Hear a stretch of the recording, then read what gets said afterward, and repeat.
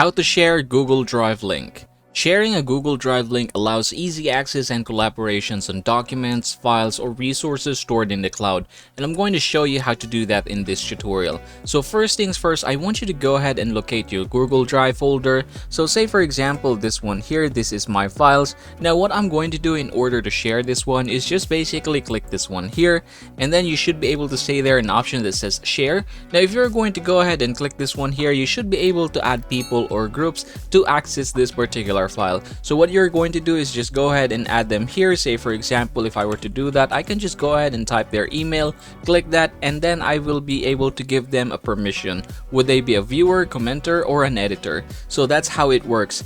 Now say for example you want to share this with others but no particular people you want to add in here. What you're going to do is just basically click this one here, and then we're going to click anyone with a link.